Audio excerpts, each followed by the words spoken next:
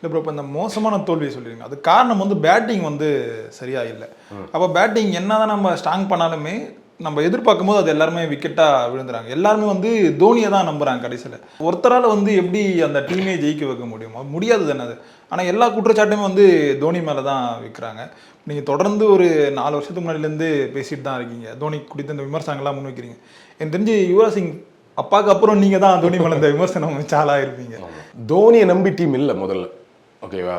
ஆனா ஒரு காலத்துல தோனியை நம்பி தான் இருந்துச்சு. இப்ப தோனியை நம்பி இந்த கடந்த 3-4 வருஷமாவே தோனியை நம்பி இல்ல.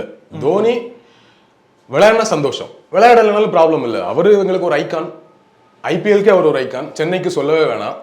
அவரை வச்சிருக்கிறது ஒரு பக்கம் வியாபாரம், இன்னொரு பக்கம் ஆடியன்ஸை நாங்க வந்து குஷிப்படுத்துறோம், நிறைய ஆடியன்ஸை வர வைக்கிறோம். வியாபாரம் ஒரு முக்கியமான பங்கா இருக்கு.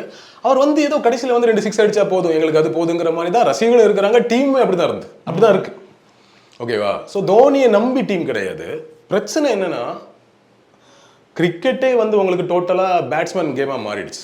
ரூல்ஸ் அண்ட் ரெகுலேஷன்லாம் மாறி அது முழுக்க பவுலருக்கான கேமே இல்லை. டெஸ்ட் மேட்சை தவிர ஒன் டே மேட்ச், 2020 எல்லாமே பேட்ஸ்மேனுக்கு சாதகமாக தான் இருக்கு. அதுலேயும் ஐபிஎல் வந்து முழுக்க பேட்ஸ்மேன்களுக்கான கேம்.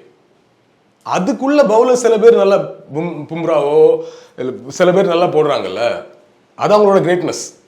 பட் அது பவுலருக்கான கேமே கிடையாது. அப்போ முழுக்க பேட்ஸ்மேனுக்கான கேமாக இருக்கும்போது பேட்டிங் ஸ்ட்ராங்காக இருக்கணும். அதுதான் பேசிக்.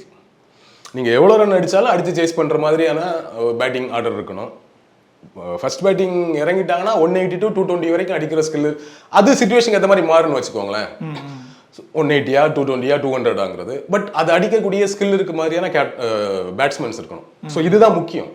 இப்போ நீங்கள் சென்னையில் எடுத்து பாருங்க, இந்த 180 ரன்லேருந்து 220 ரன் வர்றதுக்கு என்ன பண்ணணும்னா, உங்களுக்கு ஒரு ஆர்டர் இருக்கு. முதல் 6 ஓவருக்கு 60 ரன், ஓகேவா? ஃபர்ஸ்ட் பவர் பிளேக்கு 60 ரன், கடைசி 5 ஓவருக்கு 60 ரன், லாஸ்ட் 5 ஓவர்ஸ் 120 ரன் இதில் வந்துருச்சுல்ல.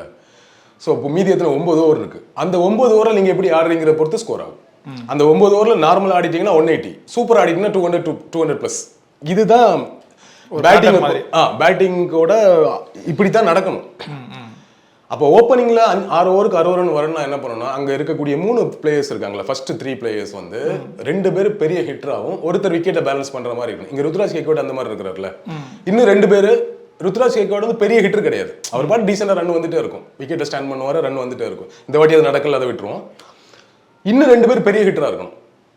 அந்த 2 பேர்ல ஒருத்தங்க செமடி அடிச்சால வந்துடும். ஸோ இதுதான் ஃபார்மட். இப்போ இந்த வருஷம் நீங்க என்னாச்சுன்னா, அந்த 3 பேருமே பெருசா ஆடல, 1-2 மேட்ச்ல தான் ஆடி இருக்காங்க போது ஓப்பனிங் 6 ஓவர் சொதப்பு தான்.